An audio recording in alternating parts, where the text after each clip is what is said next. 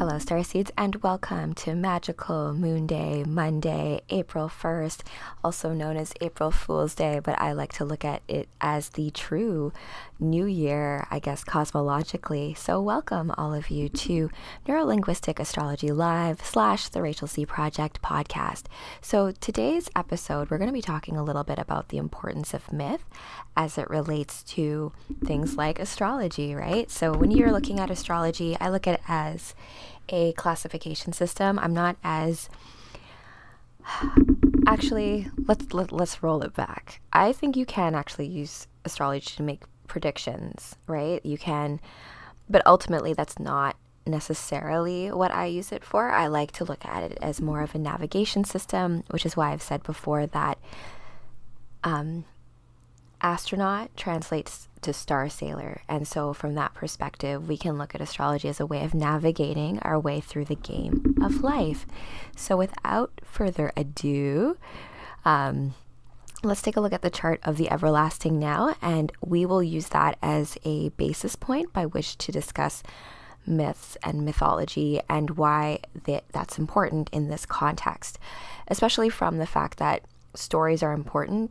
They're how we generate context.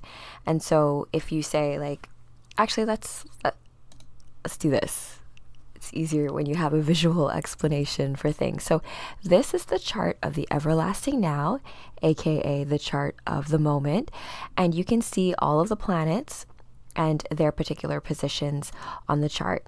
If you've been to any of my astrology chats, you know that ultimately, like when you took your first breath into this existence, this chart is yours and only yours. So if a baby was born at, when did I run this chart?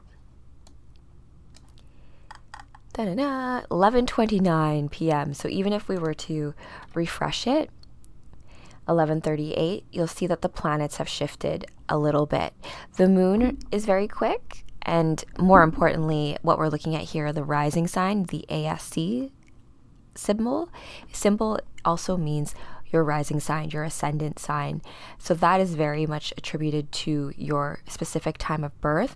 And if we think about the degrees in the wheel, it's every 2 degrees, I believe. So it's quick, and your very specific time of birth matters. Now, if you were to get your birth chart reading, if you were to get one from me, you can get it from Sacred Soma. It's your Starseed Astro Blueprint, your natal chart report.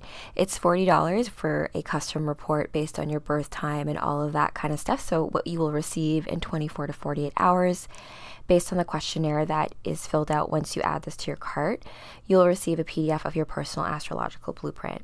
Now, anyone who gets this, if you want to get a reading with me, any first time reading is $80 and any time after that is $50. So this is typically something we would go over in a first report. So if you get this first and then you want to get a reading after, the reading's only another additional $40. So I think it's a good deal just for you to get some perspective perhaps on where you relate to what's going on in the skies right now. So what we would do in a second reading as opposed to a first reading, the first one would be like, hey, this is your main natal report. We would look at it just similar to like how we would look at this.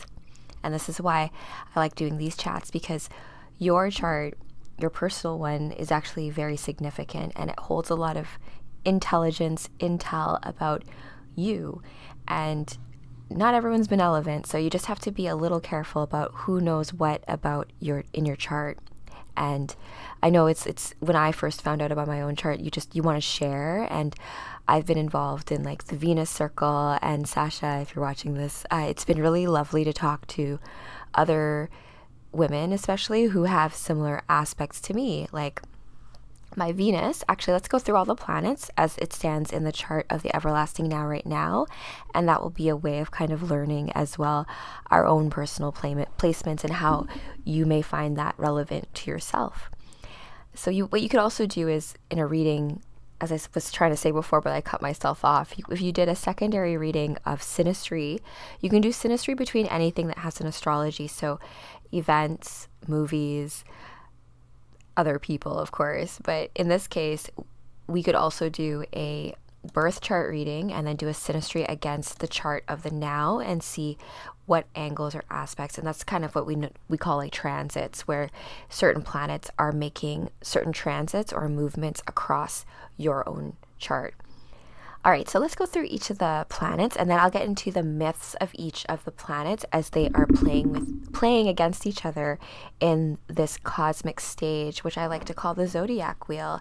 It's like an allegory for a larger stage that's set for all of these different thought forms and entities energetically to interplay.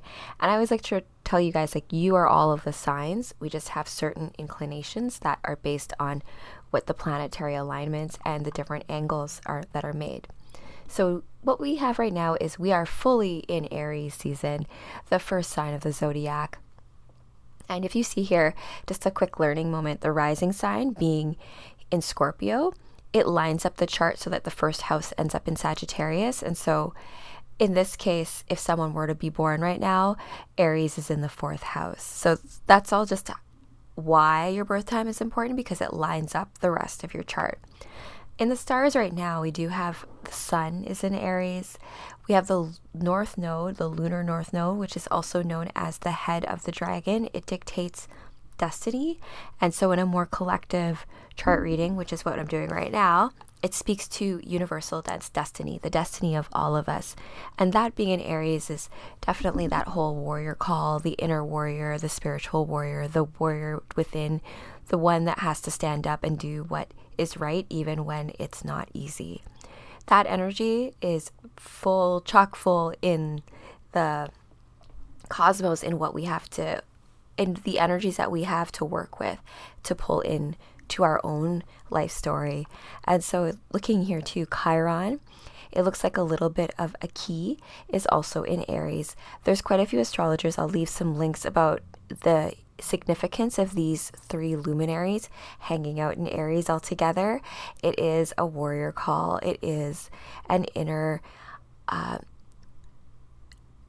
pull towards standing up for yourself. Aries is the I am. It's the idea of coming into form and realizing that you have to be an independent you, even while you are working within a group, and even while this is a collective chart. We are having a collective human experience, but we are also an individual that is required to do your individual thing in order for that larger storyline to work. So that is Aries. What we also have in the sky is we have, what do I want to do next? I want to look at Venus, because I was originally talking about the Venus circle I was involved with, and looking at Venus as, and tracking yourself against Venus, which has a different type of not solar cycle. It moves at a different rate around the sun. I guess it is a solar cycle. The track goes, we're all moving around the sun. Venus moves, I think her cycle is like 18 months around the sun. And so you can end up with a Venus return. And also she has her own stages as it comes to her orbit, whether or not she's a morning star or evening star. I am not the expert in that.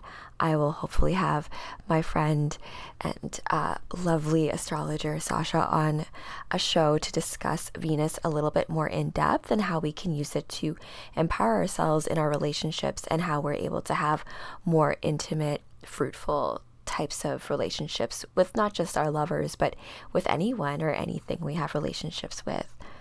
So Venus right now is in Pisces, very close to Neptune. This is very interesting because Neptune is also known as the higher octave of Venus. So where Venus rules love, beauty, even war in some degrees, right? It's the way I explained it before when I was talking about the goddesses of love and war, was that you will go to war for something that you love. Even the Battle of Troy, like this, bringing this back to myth and story and legends and all of that really juicy stuff. I was obsessed with myth when I was a young girl. I had many books that I would get from the library, which ironically enough, I live next to a library now, and I'll be doing a comic book reading later on this evening in the wee hours to share that with you all. But to tie this all into why myth is important is that to get meaning behind each of these signs is a matter of the stories that are behind them. Venus is, of course, they made her marry, Zeus made her marry Hephaestus, who's the, in some regards, they say that Hephaestus, the smith, he's the blacksmith of the gods. He makes all of their special weaponry and special magical tools and the forge. And there is a relationship between Hephaestus and Taurus.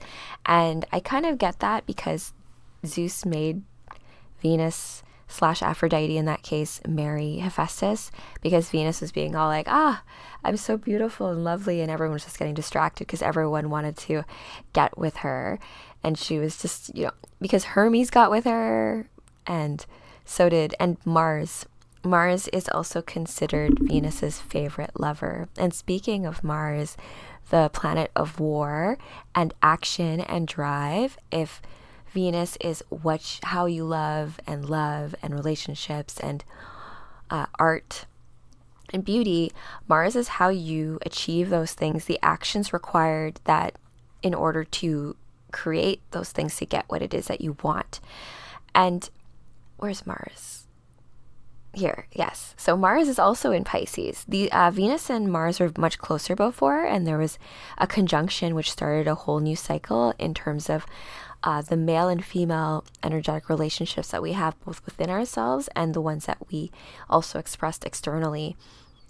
They're not too far apart. Venus is closer to Neptune here and clasping to Aries. So this part of the chart is very spicy. This where the 12th becomes the first house, where destruction is required for rebirth, where everything breaks down. This space between ending and beginning is a very juicy place for Neptune, which rules dreams and is, as I said, a higher octave of Venus in the sense of the more collective understanding of themes of art and beauty and all of those things. And art itself has a lot packed into it. Like, where does art come from, right? Where does inspiration come from? Venus is like that actual personal representation of it, and Neptune is like this higher mind thinking way about those themes. And also remember, Venus is probably the most benevolent luminary in the chart, but nothing's ever completely, there's always a shadow side, right? I don't want to say like bad or evil. It's just another side to gifts when you're looking at houses and things like this, and attributes. That's the word I'm looking for when you're looking at different attributes. Other things to look for here is Pisces, which looks like a sickle, and Saturn, which looks like a sickle because that's the relation to Chronos and time. And with time comes this idea of death and being a teacher. So Saturn gets a bad rap, but there are very important lessons, especially when it comes to discipline and like self-control, that are wrapped up in Pisces' lessons and Saturn stuff. Let's see. This is where it all stands. So in Pisces right now, Venus and Neptune very close together in this very like liminal space before we find our identity. So if I were to analyze that and do an interpretation in terms of my lens, Neptune is Poseidon, trident, right? And we think about the seas with Poseidon, and I've been hearing a lot of stories lately about talking about the Odyssey, and a lot of that is like Poseidon wanted to show Odysseus that to be humble to the gods, right? Like, and that's more of like a metaphorical kind of thing, to have just humbleness to things, and even creativity, creation, art.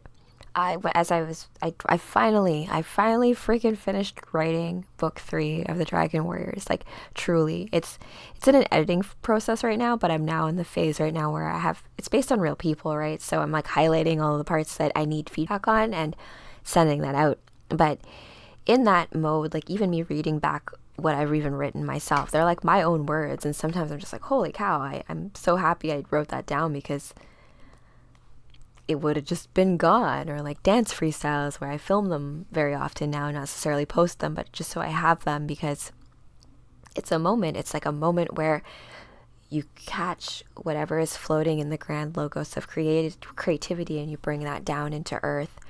And I think that us as artists, I think everyone's an artist. Your life is a work of art. Your life is a story. So as artists, cosmic artists, we also, like Odysseus, need to be aware of the humbleness as to where inspiration comes from.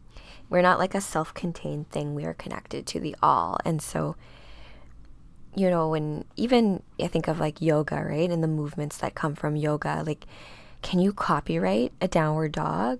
No. Like, can you copyright a pirouette or a turn or any of these kinds of things? No, because just because you were the first person to like put a name to it, and even if we think of dance moves, like, yeah, just like a pirouette, you can have like a bunch of different types of pirouettes, and you couldn't patent that.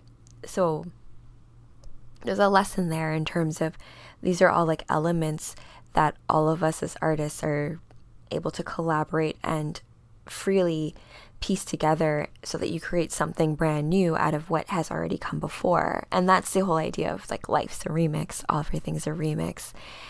Nothing is completely net new, but it is net new. And that's the paradox of it being new, and the alchemy of baking a cake, right? It ends up being more than the sum total of its parts.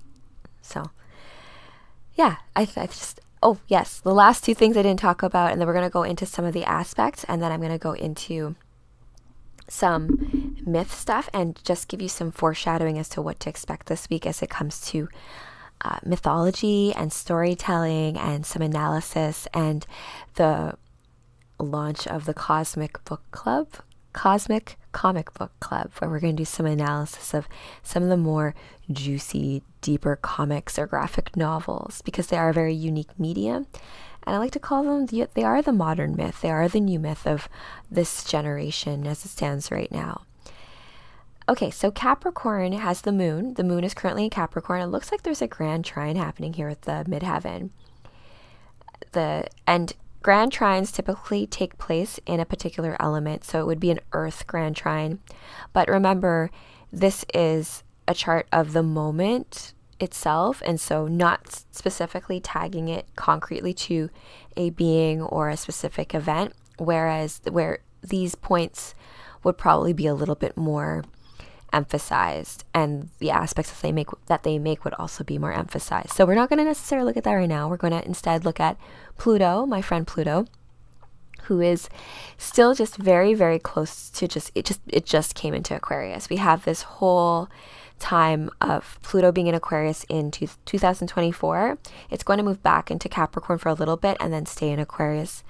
I don't want to say permanently, but it's going to be for a much longer time than Pluto's ever has been in signs before. Okay, so let's look at the aspects. I'm just going to make sure that all of my stuff was right. Yep, the sun is in 12 degrees Aries. The moon is 13 degrees Capricorn. Mercury is in retrograde, just so you guys all know. All the stuff happening in the cosmos and everyone preparing for the eclipse. I think we all, just so you know, we also have a Mercury retrograde in Aries. But I also think Mercury rules thought, communication, memory. So you are more likely to be absent-minded, more likely to forget your keys in places. I look at it as like a time to be more internal communication, or just be more aware of you're more likely to be misunderstood in a Mercury retrograde. So it's good to take the extra time to take a step back and curate or refine your messaging before you put it out there. That's just some advice during a retrograde. Venus and Mars still in Pisces. They're not as tight in a conjunction as they were before, but still those themes are going to be the same. Pisces rules dreams. It is ruled by Neptune. Neptune is currently in Pisces, which is the sign. It is the ruler of that sign. So dream energy, as it has been for the last couple of weeks, is very much emphasized. We do have the New Year energy right now, so it's a lot of how should I put this? Like you have to sometimes let go of old dreams, or sometimes dreams that have been implanted in you and they weren't really even yours to begin with, for you to take a step back and reclaim the ones that are truly yours. And working through all of that, it's not an easy thing to kind of deduce, because there's so much noise and like in everything, even with stories. And this is a good segue into why myth is important, and personal sacred stories, your personal mythos. What stories build up and make up your own personal belief model and how you navigate yourself through time space. We have a stellium. Okay, so this makes this is something we can actually look at because it doesn't consider the midheaven or the ascendant. So stellium is when you have four, I don't know if it's 3 or 4 or more, but it's when you have a conglomerate, or a gathering of luminaries in the same sign. And so there is Aries energy, and we are currently having the sun in Aries here too. So everything I said about warrior activation, whatever that looks like to you in your own personal battles, that energy is there for you. Trust yourself. Be who you really are. You have the courage to be who you truly are. That's what's needed right now. The grand trine we're not going to look at too much, just because, as I said, the midheaven is a mathematical point kind of based on your birth time. And I personally don't think it is as relevant in a bigger collective reading. Same thing goes for the kite. But we do have a multiple planet square. So, why do they call it a square here if it's just like this? All right, but it's in the same element. I'll have to look into this, if that's like, why is this considered a square?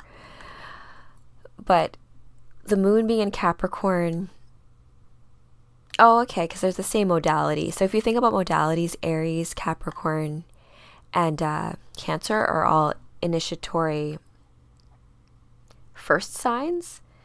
So this ends up being a square because you have all of this energy in Aries, and they're both initiatory signs. So it's like a little bit of competition in regards to where you're placing your energy. And that is a great segue to why myth is important in regards to this kind of interpretation and storytelling. Because if you say, okay, the moon is squaring Aries, what does that mean? Or the moon is squaring multiple luminaries in Aries. And so let's just take a look at the stories and myths that power each of the signs. Aries is ruled by Mars. It's the first sign of the zodiac. It rules the head. It's very much about identity. It is I am. It's about forging your own self-identity. That's that. There's a lot of energy there right now. Capricorn is also known as a sign of, it's also a cardinal sign. I think we forget sometimes that Cancer is also cardinal. And so that has initiatory qualities. It's very much going to be like, I'm going to be first, right? And so I feel like the square here is perhaps well, actually, that's kind of like what's going on with the eclipse too. You have a competing aspect of the moon ruling your inner emotions, your inner child, your inner mother, all of that stuff, kind of like squaring up against this idea of like presenting in your outer shell. So that's interesting. Let me go into that more. Capricorn is ruled by Saturn. The moon being in Capricorn is a much more practical moon. So even though the emotions, like you think of the moon, you think of emotions as being like, it's changing here and it's over here too. But Capricorn, I relate to like that little mountain goat that made it up to the top of the mountain. You're like, how the heck did you get there? But it's because he was working when no one else was looking. So there's a lot of power here where your emotions can be used towards your work. Like if you love your work, then you're not really working. But yeah, so there's like a relationship there that can be worked with Capricorn.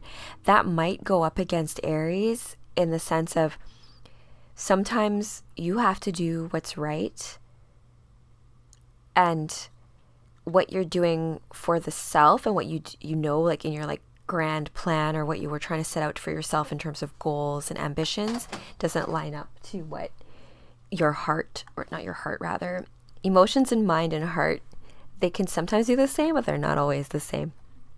But it can come up against what emotionally you're feeling. And this is a key, right? Because our emotions can be easily, I don't want to say played with, but they can change. The moon is ever changing. It's like when you watch a movie and you cry during a movie and you're like sad because of it, you could just change right after you leave the movie and get out of it. But in that moment, you're sad because that's like our emotions. They're very impacted by things like that, like tides and waves. It's changing and moving and mutable. Having that in an earth cardinal sign grounds it. Whereas having Aries with the sun, it's kind of like this impetuous motion and moving forward action, not necessarily thinking it through. So there's this squaring off against of, this might be, as I think of it as like right now, as a welcome catch, because all of this is in a very impetuous, forward, fiery sign as a collective, but we have some opportunity here to have an emotional check on ourselves, to think through and be a bit more practical about our emotions and look at what is triggering us, what is making us sad, what is making us feel this way, and line that up with our bigger goals. And then, so even though it's squaring, what it can do there is provide power and give us better decision making abilities when it comes to following the courage of being who we are, because we have to dissect and disseminate through all of our cells, all of our emotional triggers, all of these things that maybe happened in the past to find out, okay, this is me, this is who I am, and I'm going to have the courage to stand in that and be exactly who it is that I want to be. So that takes care of that in terms of the Moonday, Monday show, in terms of looking at the chart of the everlasting now and then overlaying that with myth and personal myth and sacred stories of self. It's important to note though as well when it comes to the luminaries that there's a differentiation between, I'm going to use the moon as an example because we have an eclipse coming up and there's a lot of emphasis on lunar energy. The idea that the moon is essentially going to come in front of the sun and block that is a matter of like our subconscious self is going to come to the surface. And it's good to be aware of that so that we're not caught off guard in situations where that's not a good thing to kind of have to deal with. We need to have the space to kind of deal with and sift through our emotions. And the moon is, if we think of myth, Artemis or Diana is the goddess of the hunt, and she is associated with the moon. She's a virgin goddess. She's an archer.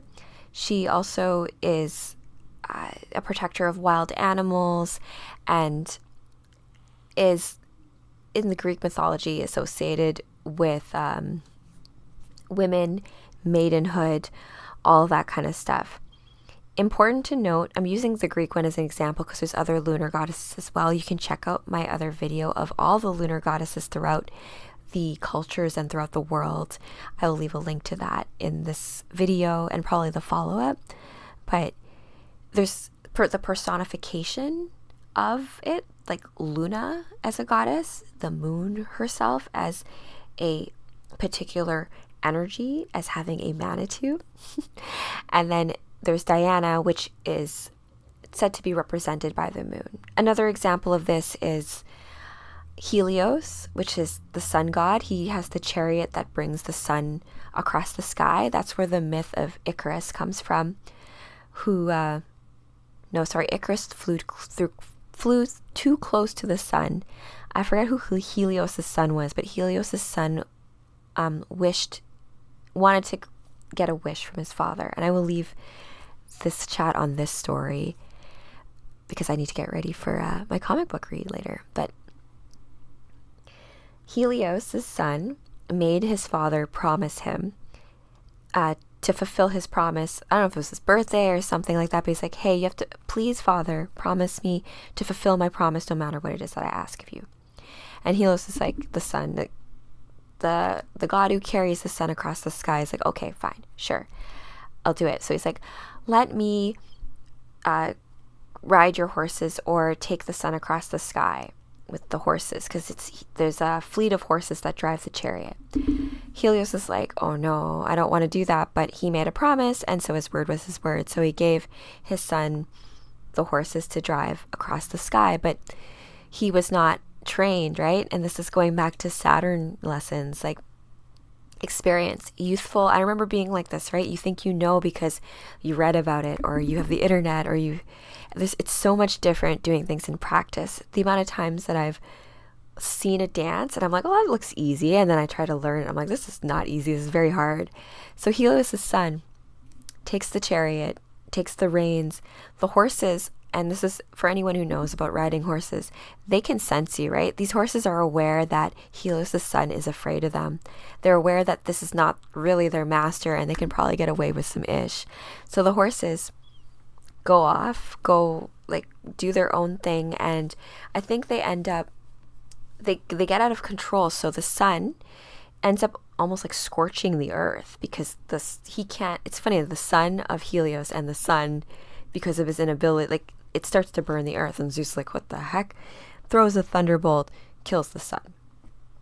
So it's kind of a sad story. There's a lot of those tragedies, but the lesson there is that the roles we were meant to play, they will only become available to us when we are meant to. If we circumvent those things by like doing these little tricks and stuff, you'll get what you want, but it's to your detriment. So we have to be aware of when it's good to risk, and being bold and brave and pushing through with things. But there is foolhardiness, and that is the lesson too of April Fool's Day, that having the courage to play the fool, but also there is foolhardiness, and just the balance and that dance that we have between all of those things and all the different aspects of ourselves.